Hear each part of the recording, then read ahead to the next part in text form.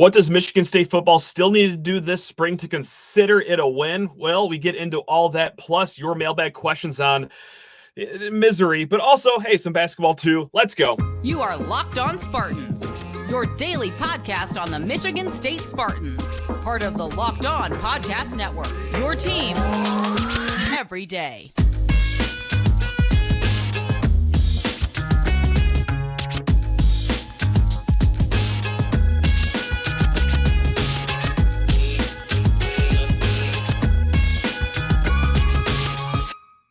Spartan friends, Spartan family, Locked On Spartans listeners, thank you all so much for tuning in to Locked On Spartans, your team in green and white 5 days a week. Please rate, review, subscribe, comment below on YouTube, do whatever makes you happy because, look, we're all trying to find a reason to smile this spring, and hey, hopefully football is going to be that reason here. We're going to check in on that program we haven't talked about in a few shows here to kick things off, and then we will get into your mailbag questions in segments 2 and 3.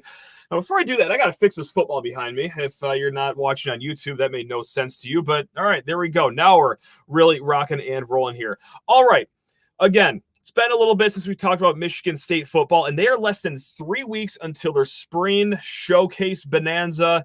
Whatever the event is that is going on April 20th, it's going to be that open spring practice, not really a spring game, but still, we're already less than 3 weeks until the end of spring practice. So what does Michigan State still need to do to call this spring a win in their book?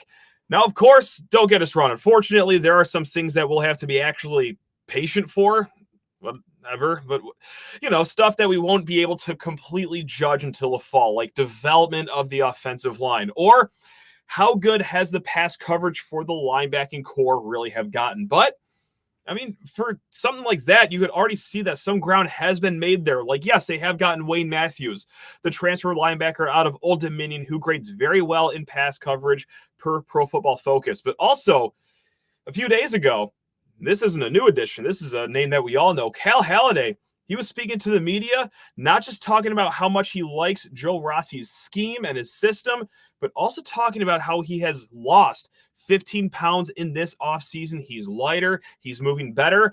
Now, does that mean he's going to be the greatest, pass coverage linebacker in the conference?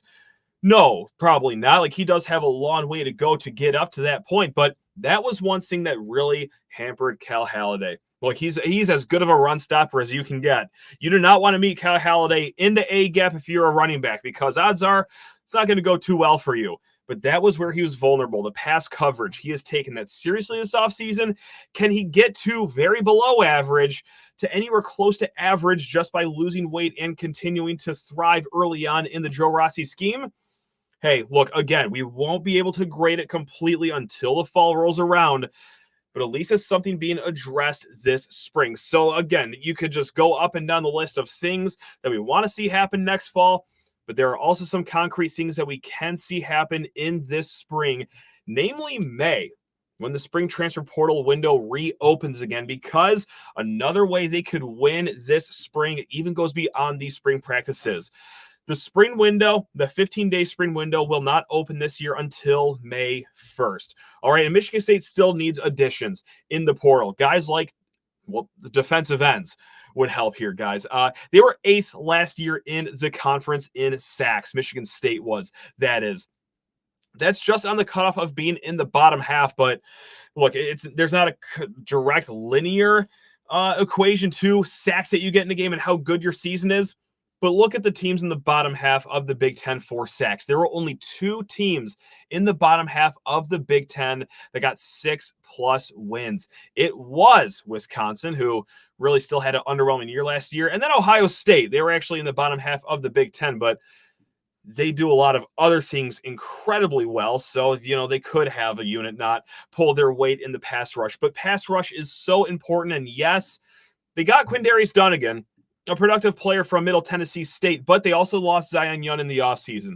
They haven't seen much from the guys they are returning in Chris Bogle and Avery Dunn. Yes, there is young talent there. Andrew DePape, there's Jalen Thompson, and there's Bai Jobe. 3 guys that we are very hopeful for to have big jumps in their sophomore seasons, but still, they're still largely unknown players. So if they can get someone somewhat proven, if not for nothing, even if it's depth or experience, that'll still be nice to have in the portal. Now, receiver is another portal addition that they should probably be looking to add here, because they're trying to replace 4 of their top 6 pass catchers from last year, guys like Malik Carr. And I know he wasn't a receiver, but still, as far as pass catchers go, he was one of the big ones. Christian Fitzpatrick, Trey Mosley, and Tyrell Henry were the other 3 of those 4 guys that we're talking about.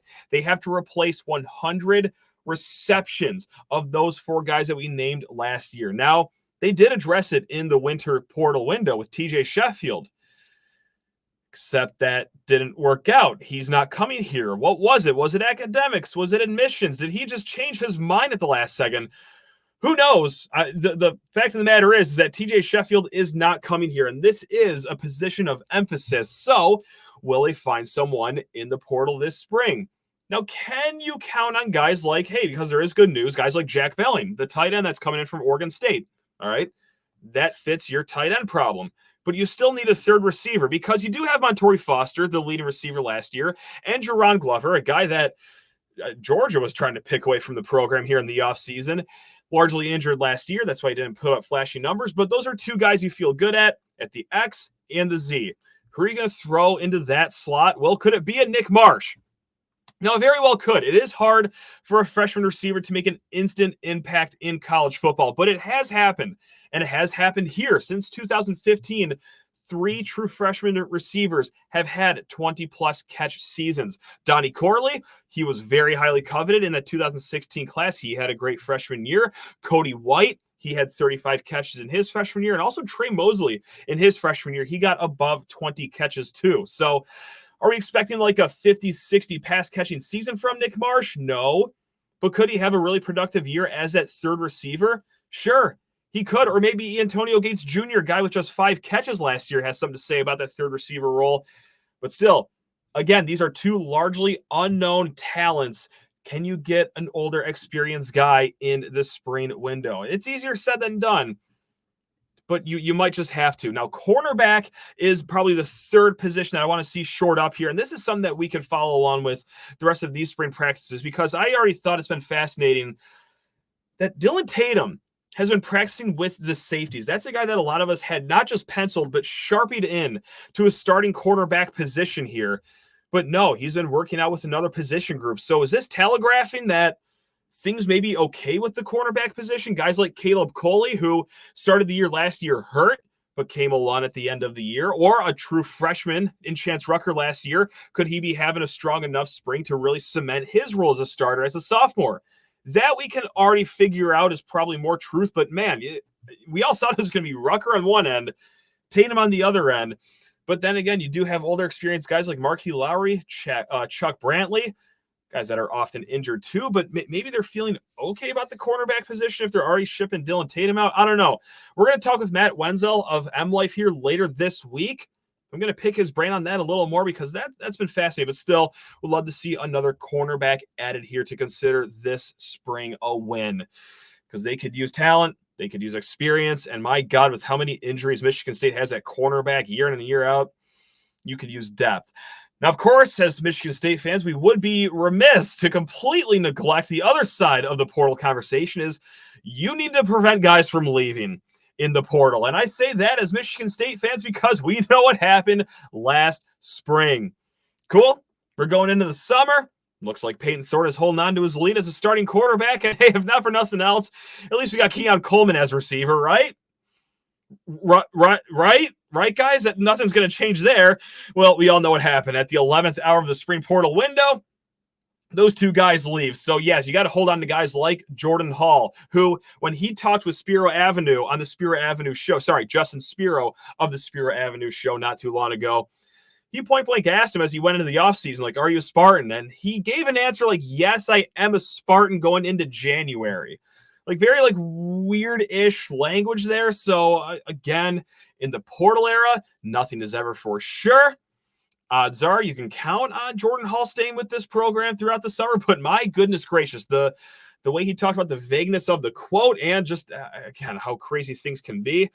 You got to watch out for guys like that or any of the 3 young defensive ends we just talked about. By Job, Andrew DePape, and Jalen Thompson.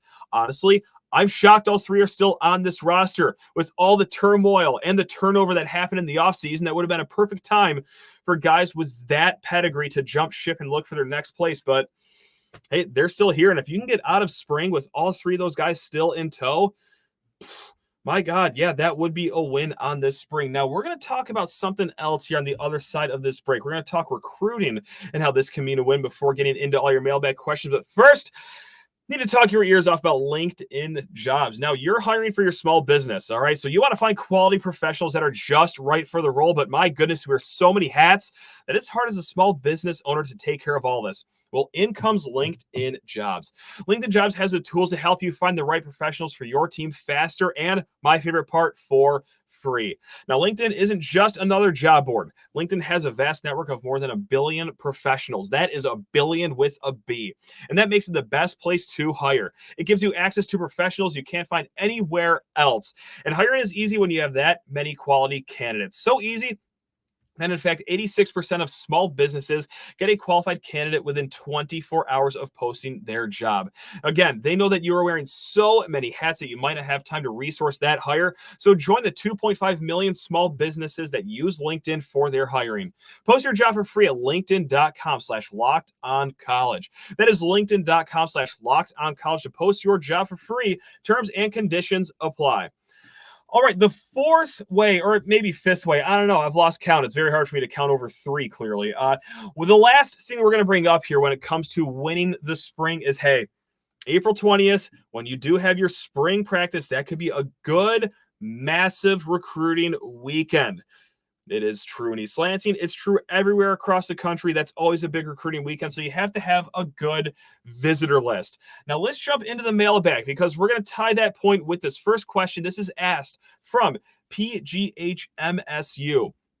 I was led to believe that Jonathan Smith wouldn't be able to draw big talent to MSU, but seems like he's gotten 4-star talent at more than one position that his predecessor to visit campus. Can you talk about the overall talent that has already visited campus or will soon?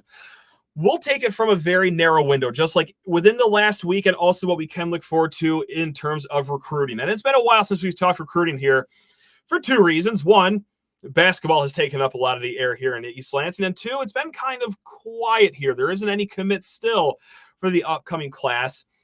But hey, now, we're going to talk about it a little right now. And also, we're going to kick off next week with recruiting too.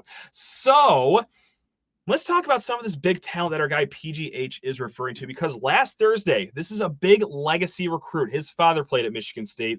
2026 4-star offensive lineman Gregory Patrick out of Portage Northern. Now, he gave the guys at Spartans Illustrated some great quotes here. We're just going to pick off one right now. And he said, quote, "I was able to talk to Coach M a lot," he said after his visit. "We watched the practice film and some NFL film to see how their offense translates over. I'd say our relationship has grown after that visit."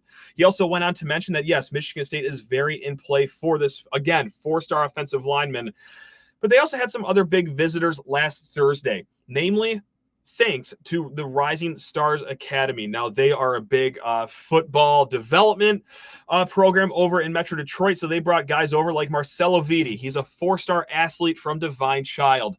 He also brought around 4 3-stars with him, too. 3-star Cameron Flowers out of West Bloomfield, 3-star tight end Lincoln Watkins out of Port Huron Northern, 3-star tight end Lincoln Keys out of Saline, and then Saline. Sorry, I know people give me crap all the time with how I say Saline or Saline. Saline, you guys know what I'm talking about. And a 3-star defensive end, Zachary Green. So there was a good smattering of talent here on Thursday. Over the weekend, they also hosted 4-star wide receiver Jeff Exeter, 6'3" receiver out of Maryland. He's got a lot of teams after him, Penn State too. That'll be a tough battle. And 3-star in-state Corey Amakri out of Hazlitt. So that could be one to keep your eye on, especially Corey Amakri. There's been a lot of talk around him, the running back out of Hazlitt, being potentially maybe the first commit for this 2025 class, but keep your eyes on that. Now, let's look forward to, I'm missing the biggest one here. 5-star offensive tackle Andrew Babalola from Kansas. Now, this guy's doing a ton of visits. He visited Michigan State last week. He also visited Michigan. He's going to visit Texas A&M here in a little bit. So, but again, you're in the door with the 5-star offensive tackle, Andrew Babalola from Kansas. So that's going to be one we keep our eye on because, well, we like shiny 5-stars around these parts. That'd be really nice for this staff to nab one of those early on. Now ahead, there's already one 4-star visitor that is locked down for the spring game. This is cornerback Lamu Zamorano out of California. And then 4-star Keon Yun is going to have an official visit in late May. So just to get a little bit of recruiting talk in there, yeah, it has been kind of a low-key busy-ish week and a half here for Jonathan Smith and his staff. So, of course, we'll keep an eye on that as we get closer to the spring game and closer to summer. Again, we're going to talk with Brian Smith, our lockdown recruiting expert, early next week about what has been going on with Michigan State. So let's keep going on to the mailbag because I threw this out on Twitter. I said, hey, guys, asking for your mailbag questions. Got 30-plus responses. You guys came in great. You came in with awesome questions. But about 25% of the responses were something along the lines of this. This is from Fall Guy Sports. Will I ever experience joy again watching my favorite teams? We kind of had a crisis on yesterday's show. This was after the hockey loss to Michigan, which is a crying shame because, again, I'll reiterate this point. The hockey program is set for success in the future. They had an incredibly successful year this year, winning their first ever Big Ten title, first ever Big Ten tournament title. You lost to the one team in college hockey that you couldn't lose to because that is such a bitter taste in the mouth to end your season. One step short of a Frozen Four against the Wolverines because you lose to any other team. It sucks. Don't get us wrong, but you can quickly turn around and say, hey, what a great year. But had to be against that team. So, yes, we talked about not just that, but also the basketball season, how underwhelming that was, how much of a disaster the football season was. So there's a lot of misery around Michigan State right now. Police Chief of Flavortown writes in, is this the worst Spartan Athletics calendar year you can remember? Awful football, underperforming basketball, get bounced by Michigan in hockey. It's got to be up there. Now, look, I'm going to turn this into a positive. Yes, this has been an incredibly tough calendar year. And someone pointed out, and this isn't even the silver line I'm going to get at, but someone pointed out that a lot of the other sports are thriving, like cross country, for example, tennis, for example. Women's soccer has been great. Women's basketball even had themselves a really strong first year under Robin Freilich, and gymnastics, who we will get to in a little bit, is doing fantastic. But for the big three sports like football, basketball, hockey, and you could debate with yourself if hockey or women's basketball is the third biggest sport. You get the point. Tough year, guys. But hey, this is a silver lining. We're blessed that this is the toughest year because the toughest year still ended with your men's basketball team in the NCAA tournament.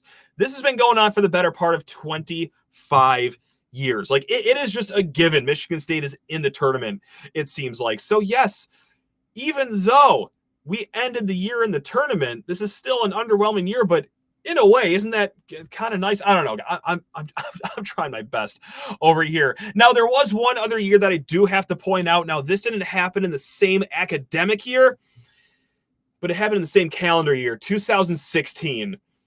Of course, because, well, March Madness, shout out to Giddy Potts and the Middle Tennessee State Blue Raiders. That's the second Middle Tennessee State shout out this episode. That makes me uncomfortable. But yeah, that followed with that cool 3-9 football season. That was a tough calendar year. Again, it's two different athletic cycles, but yeah, this has been the toughest year in 8 years for Michigan State fans. We will say that. Now let's talk a little bit more about gymnastics here. Okay, because I do want to end this segment here on a sunny note before we get to, basketball talk on the other side of this break here.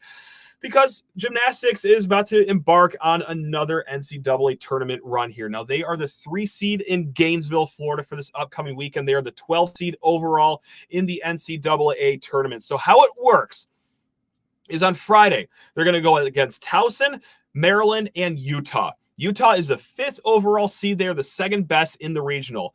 Out of the 4 teams with Michigan State included, the best 2, they move on to the regional finals. So who else is in the regional final? Well, it could be 4 seed Florida or 13 seed Missouri.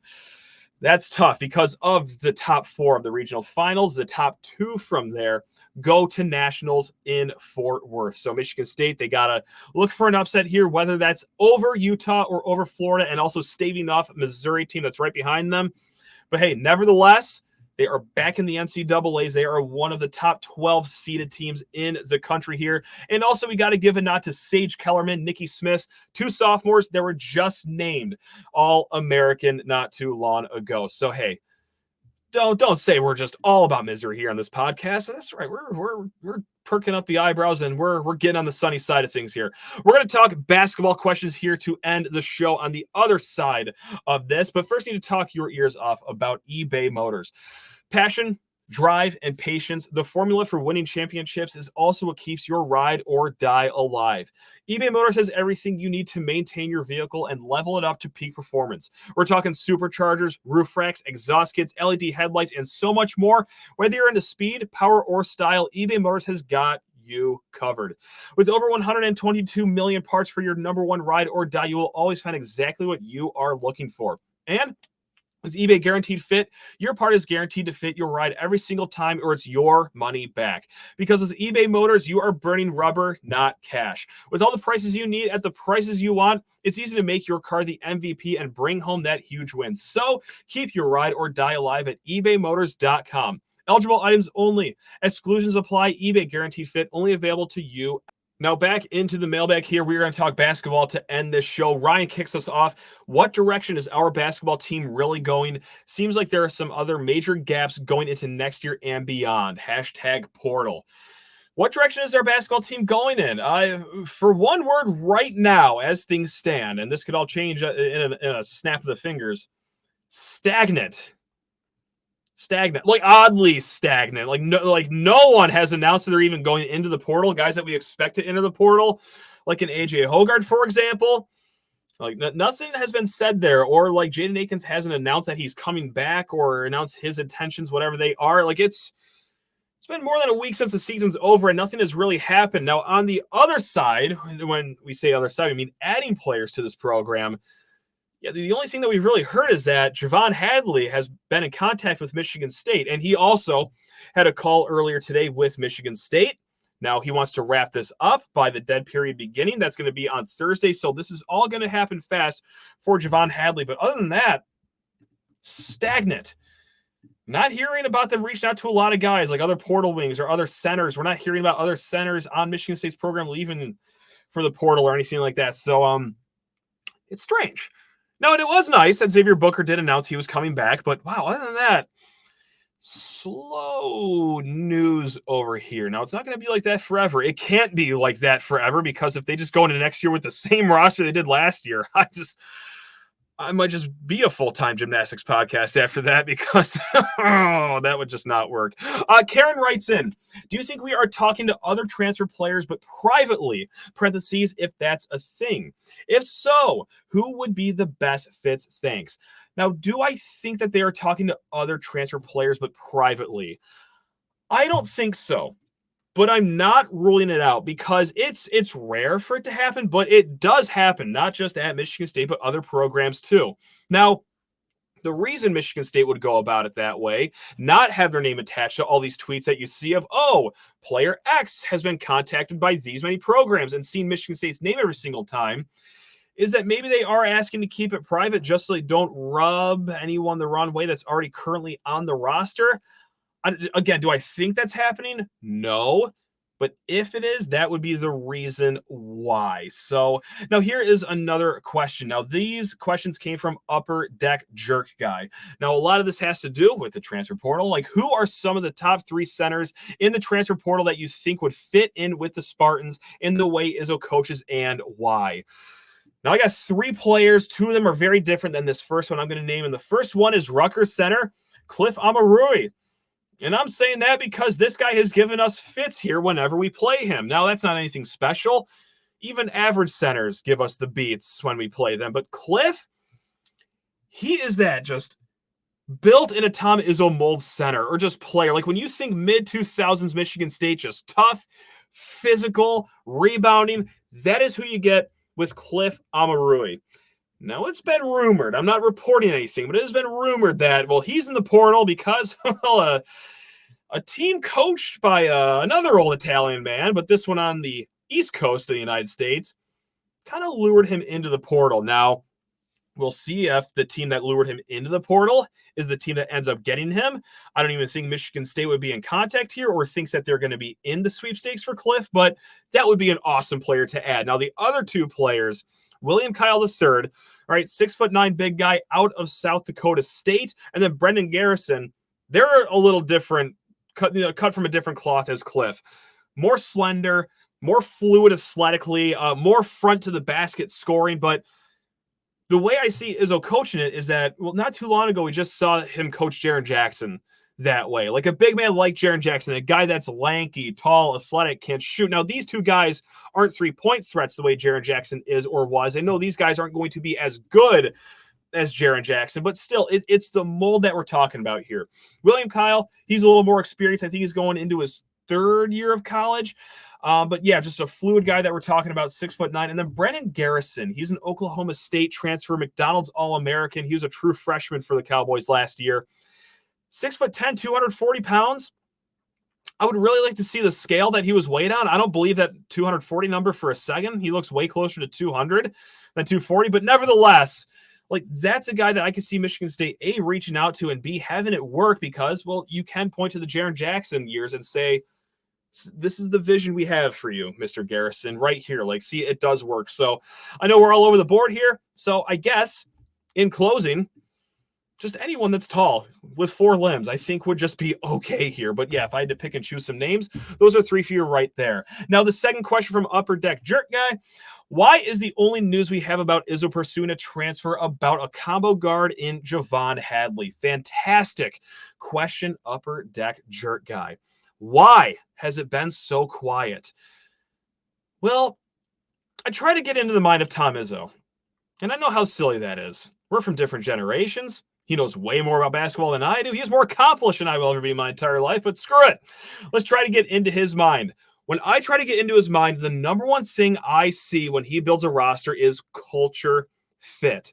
Of course, can you play basketball is line item number 1. But just behind that is how can you fit in the Michigan State culture? Do you have the work ethic? Will you gel with the guys? What will it be like as the whole Michigan State family that this program prides themselves on? So here it is. Both with the player itself, like you want the guy that you're pursuing to make sense in your locker room. And also, what will it do to a locker room? Because this is what happens in the transfer portal era.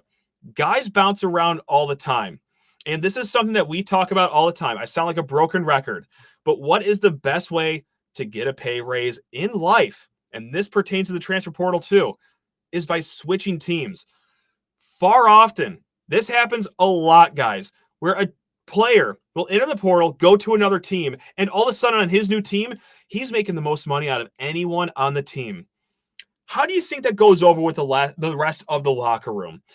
I know it's easy for fans, and myself included, to just step up and say, well, get a wing by any means necessary. Go get a center. You have all the money at your disposal. You have the best NIL possible that you could ever ask for. Just go throw a bag at someone. Sure, you throw a bag at a player. He's making double of what the rest of the guys are at Michigan State. And I know it's easy to spend other people's money and say, oh, well, then just upgrade everyone else's salary, so to speak, at Michigan State. But none of that is really just that easy, unfortunately. And like we've seen it throughout just life, I'm sure, that you see it at your day-to-day job out there, that just getting money just like that from your boss isn't always that easy. So it is from a few different ways, both the financial, the culture fit, and just how do you fit stylistically in the basketball game. I think that is why it has been so quiet. And you add that to the fact that they're having their exit interviews of the season with the players this week. They probably don't want, hey, center has been contacted by Michigan State. And then you have 3 centers in East Lansing sitting there being like, we haven't even talked about next year with Coach Izzo yet, and he already wants to replace me. I get it. For us fans, we see the writing on the wall. Different with the players, though, that are actually in those trenches day in and day out, whether it's before or after the hard conversations. So that's why I think it has been so quiet right now. Now, do I agree with it? Am I happy that it has been that quiet? Am I convincing myself that, this is actually the right way to go about things? No, not necessarily. I would like to see players added in this offseason. I would like to see progress made. I would like to see this roster improved by any means necessary to a certain point. But yeah, nevertheless. And then the last question from Upper Deck Jerk Guy. This is a good question. I like this one a lot. Are you a journalist or a fan? That's a really good question here. I'll get ahead of it. I'm a fan.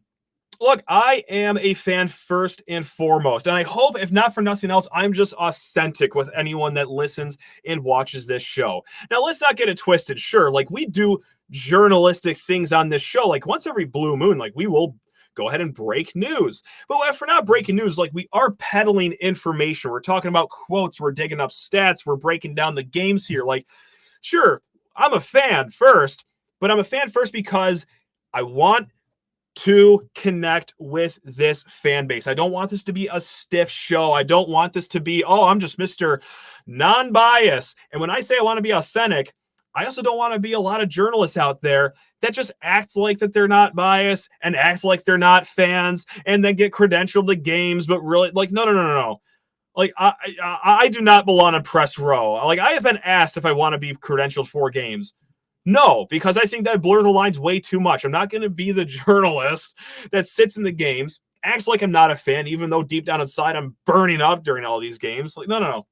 I'm here with you guys. We are going to live and die together, and I wear my emotions on my sleeve. And if we're going to go full journalist route, you're not really allowed to do any of that. And if you try to do it but fail at it, it just doesn't work out. So no, I'm a fan.